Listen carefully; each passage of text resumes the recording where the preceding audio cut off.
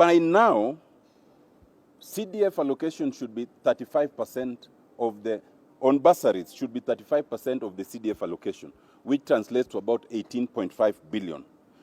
No single cent has been disbursed in this respect, with the consequence that there are many pupils and students who are stranded all over this country.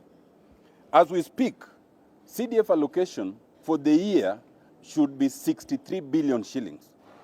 Because we are in the third quarter, by now we should have received at least 75% of this money, which translates to just about 46 billion. To date, as of this date, no single amount has been received, despite all sorts of utterances that you may have heard elsewhere.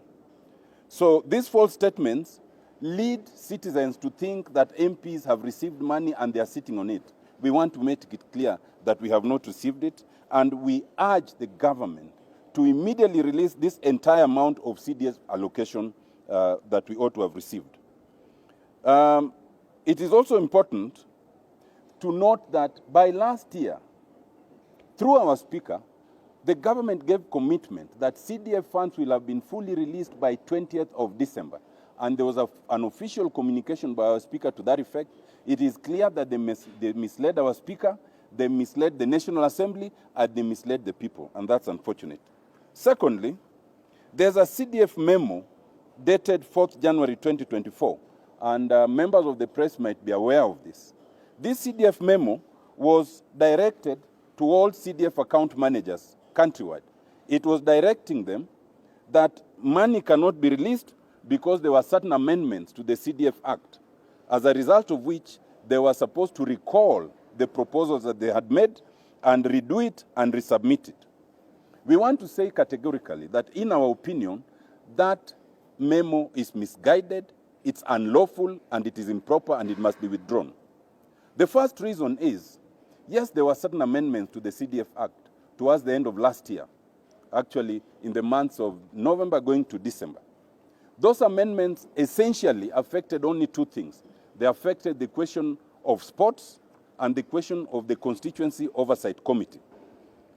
In our opinion, the material date that must be applied is 1st July 2023, when the financial year begins. And the law as at that date is the law that must apply to CDF until we get to 1st July 2024. As of that date, there were no amendments. So to issue a memo purporting you cannot issue CDF funds because of amendments in December 2023 is mischievous, is misleading, and it's unlawful. In any event, that would amount to what in law we call retroactivity. No law ever operates behind. It operates going forward. And if it's to operate behind, it must be expressly stated. The amendments and the Act does not purport to say that they will take effect from 1st July 2023. Secondly, even if that argument was to be believed, those amendments only affect sports and the Constituency Oversight Committee, which is just about 6% or so of the overall allocation of CDF. If that was true, they'd have released the 94% of CDF and indicated that they will withhold the 6% pending adjustment. They cannot withhold or return the entire proposal on that account. Thirdly and lastly, if that argument was true, then it would mean they cannot disburse any money. How then is it that we are getting statements saying they've disbursed certain amounts of money? Either you can disburse or you cannot disburse. You cannot say I cannot disburse, then on the other hand you say I've disbursed a certain amount of money. So our position is clear that that memo must be withdrawn. The CDF funds must be released way forward. As a bipartisan team comprising all members of the House from both sides, we demand that the entire allocation of CDF must be released within 7 days as is due. And if that is not done, we will call for a special sitting of the House. When we call for a special sitting, secondly, we will then draft appropriate motions against the CS Treasury and against the CDF Board or any such other entity as we may determine at the time. Thank you. Mmeona leo hapa hakuna uzo ya Kenya Kwanza, hakuna uzo ya Azimio. Nyuzo zote ni za Wanakenya. Na sisi ni wabunge ambao tuna represent every constituency katika nchi yetu ya Kenya. Mwanafunzi anatoka kwa constituency A ambayo iko chini ya mbunge wa Azimio, wamemuita kwa high school ya constituency B ambayo iko kwa Kenya Kwanza. So we have no face. Sisi ni wabunge ambayo tumekuja hapa. Kitu cha kwanza, sisi wabunge tunajua haki zetu kama bunge. Hii pesa ya CDF imepewa second chance, inaangaliwa kama second chance.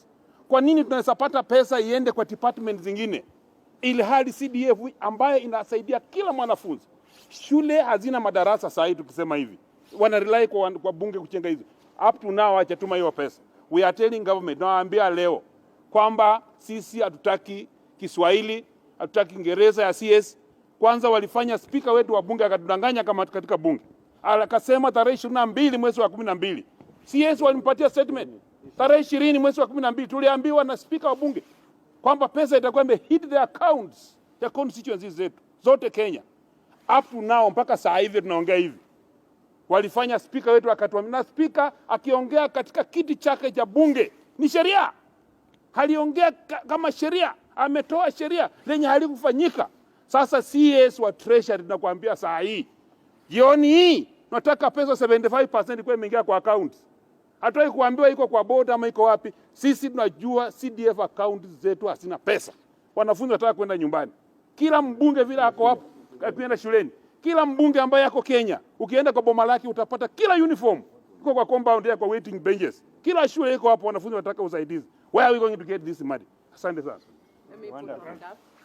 But we are also talking about NGAF, the National Government Affirmative Action Fund.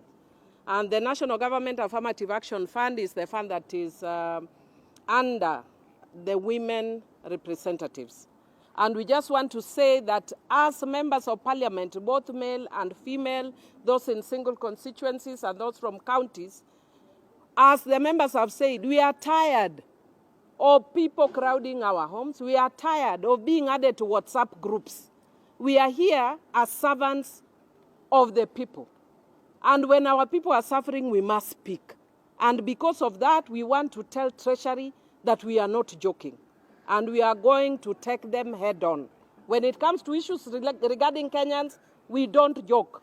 We are going to take you head on. And please release that money today. Because we are not going to have young people missing chances in national schools. Then we start writing stories like the ones we are seeing. This boy came with a metal box. I was dinner fee. We created a WhatsApp group. These are issues that should be history.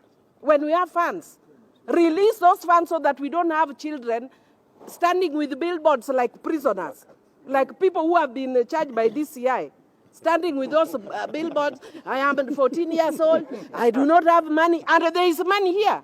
Please release the money we need to let our children go to school. We are not joking. Many of us have left our constituencies when we saw that there is this Kamkunji. And you better take us seriously. And we also want to say, kindly stop trying to intimidate members. Our first call is to our constituents. Thank you. Thank you.